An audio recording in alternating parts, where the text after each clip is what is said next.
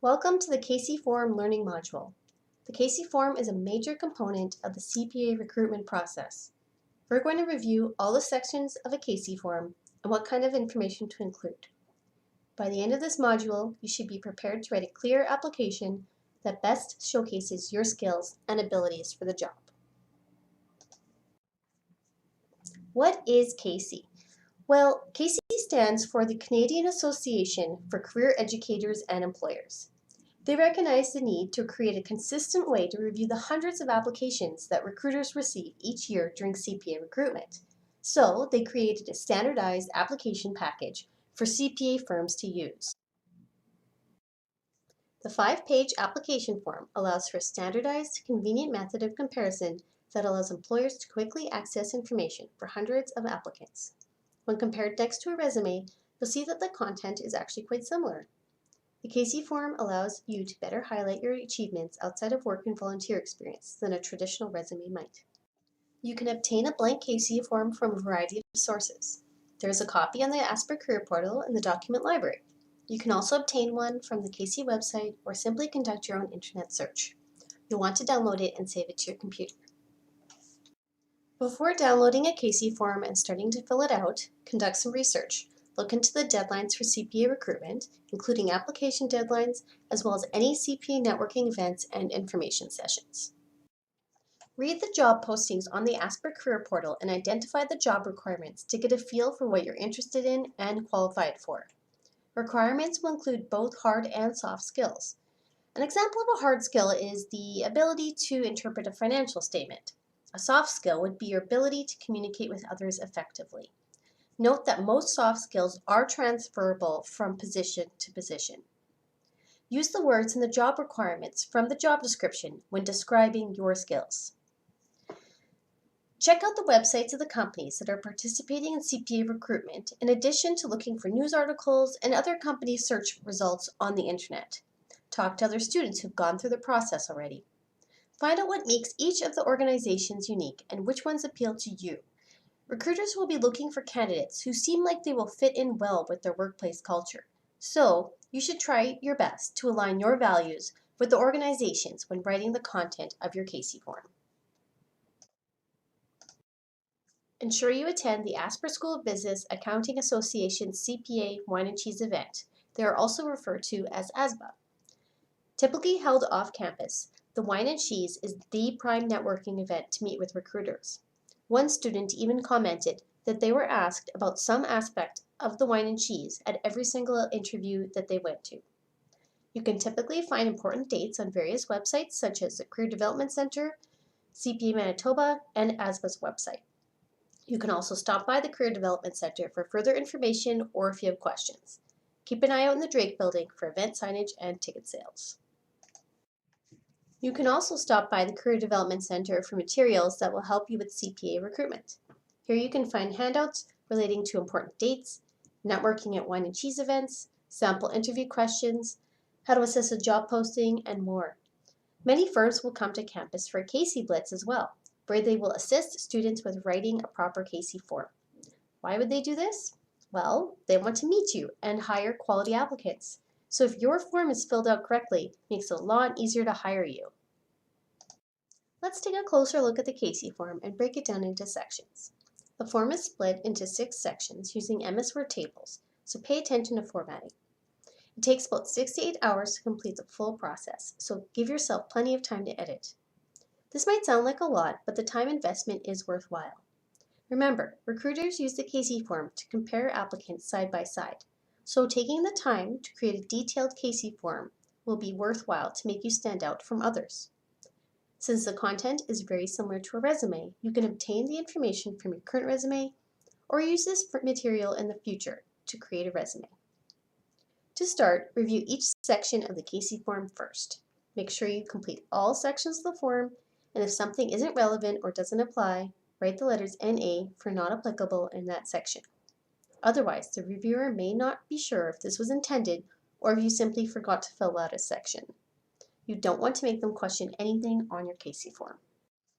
The first section is general information about yourself and which organization and position you're applying for. While it might look fairly straightforward, It's not uncommon to see mistakes or errors in this section, including the email address or phone number of the applicant. At the top right, you'll see checkboxes that ask if you're applying for a full-time, summer, co-op, or internship position. Note, this is a nationwide form, so different provinces may use different terminology, hence the checkbox for internship, and a blank space if required. Non-co-op students will select summer or full-time. Co-op students will only select co-op, even if they're applying for a job that's offered in summer.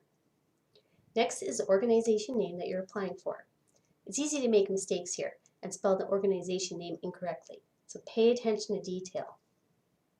When entering school information, spell out the name entirely as well. U of M may not mean the same thing to a recruiter in Toronto. It also looks more formal and professional. When entering the position title, enter it exactly. Don't simply take the liberty of shortening it yourself and type accounting co-op job or abbreviate the wording. Next, enter your personal information and how you can be contacted. Many recruiters have stated that they've tried to contact an applicant, but their phone number or email was incorrect. Do you really want to miss out on a job opportunity for a mistake like that? Another mistake that many job seekers make is not setting up their voicemail. Call your phone from a friend's phone to see what a recruiter might hear if they were trying to leave you a message. Your voicemail should be clear and professional. Also, check your messages. When entering if you're legally eligible to accept employment in Canada, international students take note. Is your work permit up to date? Will it still be valid and in hand at the time that you start this position? For this section, when you're available to start work, you're going to put the date that applies to the position you're applying for. So if you chose summer, you'll put May and then the year. Co-op students should only put the date of the work term for which they are on schedule for.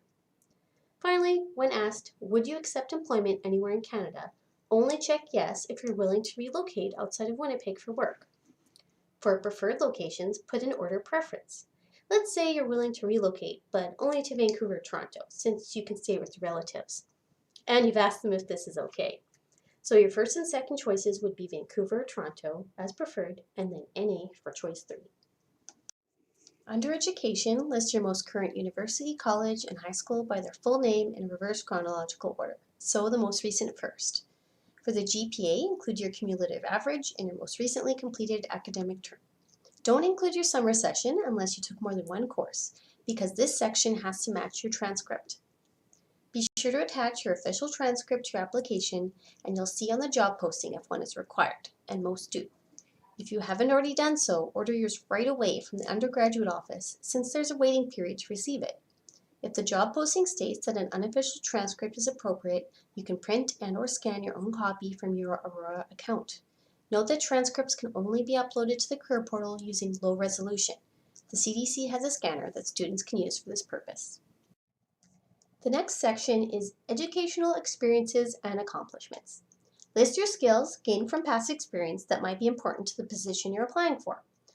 Examples include courses taken, project work, or scholarships. Notice that in this example, the person has not taken any accounting courses yet. This doesn't have to be an issue. A lot of students that are applying for their first CPA position don't have any accounting experience or classes completed yet. You can see that this person ensured that the recruiter would see that they will have completed those courses by the time they would start their work term in summer, if hired. Review the job posting requirements and try to make a connection between what the recruiter is looking for and courses you've taken. For example, note that courses that relate to math are also very relevant, and you can include those as well. You can also include courses such as Intro to Business Communications. Communication is very important in an accounting role, or any work setting for that matter. Spell out the name of the course and detail what was taught. Remember, the recruiter is reviewing forms from multiple schools.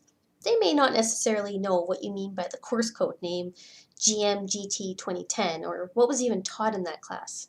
If you like, you can also include your grades if they're excellent and you're very proud of them. But note, when including your grades, don't simply include your best grade. If any are left out, the reader may assume that the grade was poor. You can use your course syllabus to review what you're learning in your classes to highlight relevant skills pertaining to the job. Give yourself some credit for the skills that you learn in university. Just because you may not have prepared a financial statement in a workplace setting doesn't mean that you aren't able to do so. Here you're asked to list your relevant skills. You can start by finding a list through an internet search of what skills accountants should possess, as well as the job posting requirements. Then, go through the list and identify what are most applicable to you. Some examples may include knowledge of multiple languages, computer skills, and communication skills. This is not the place to put your Adobe Photoshop or party planning skills, unless you're applying for a really unique accounting role. Be sure to think about and list your transferable skills. These are skills that you've gained and developed through past work and volunteer experiences that you can transfer from job to job. These could include leadership skills, communication skills, organizational skills, and teamwork skills. Put your skills in list form and make it easy to read. You should also back up or prove your transferable skills by demonstrating where you gained them. So if your skills have been gained from a large number of areas, you could also include such as, and then list one or two examples, just to be a little bit more specific. Next up, we have extracurricular activities. To some, this can be more confusing to fill out since it's not as straightforward as the others. What would a recruiter wish to see on this page?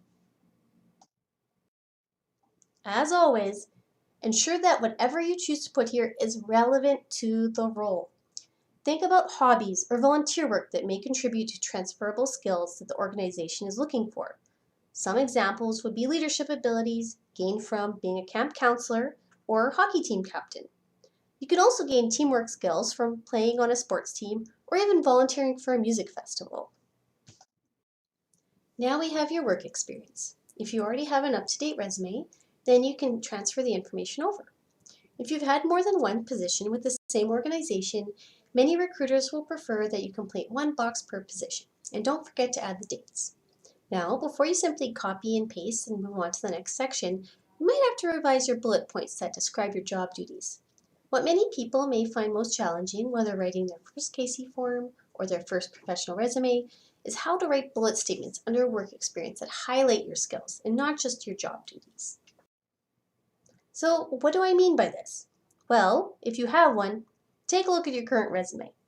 Does it simply say statements such as served customers or prepared bank statements? Don't assume that the recruiter will know how hard you work to serve those customers quickly and accurately in an extremely busy restaurant, or the fact that your manager always asks you to train the new staff. As a job seeker, your most important job is to make it easy for the recruiter to find you, know what skills you have, and see how you're fit for the position. So, tell them what you can do. Use action verbs, adjectives, adverbs to describe your duties and show your transferable skills. Common examples include interpersonal, communication, leadership, and organizational skills. You're probably starting to see a trend here. Always link skills to an activity or responsibility where you developed or improved them. For example, did you prepare accurate bank statements? Did you use effective communication skills when serving customers in a fast-paced environment? Finally, list your most recent experience first. So, list in reverse chronological order. The last page of the CACEE form is the summary. Many employers will read this section first and screen applications based on the information you provide here. This section acts as your cover letter. Fill out at least half the page, preferably the full page, and use at least 10-point font size and sans serif. In your summary, make sure you address and answer the following questions about yourself. Why have you chosen the accounting profession? How do you fit the profile of what they're looking for in a candidate? How have your experiences come together to make you the ideal candidate? So this is where you draw upon what you put in the earlier sections of your form. What are your career goals? Why do you want to work for their firm? And why should they hire you? You can find examples of well-written summaries online.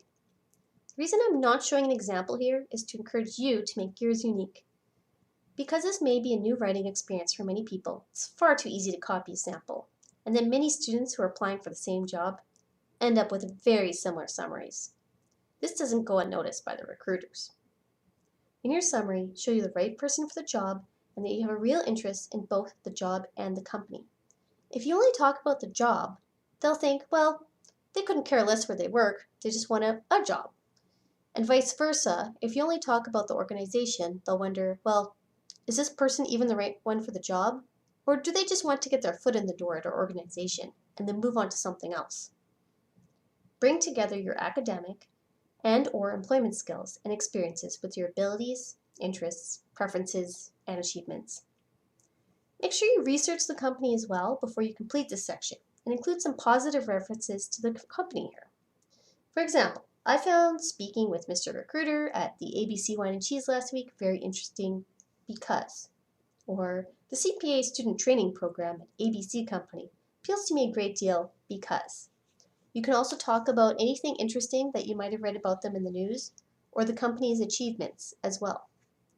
You need to customize the summary for each application. It's often quite obvious to the reader if you just use one summary as a template and then switch out the organization name.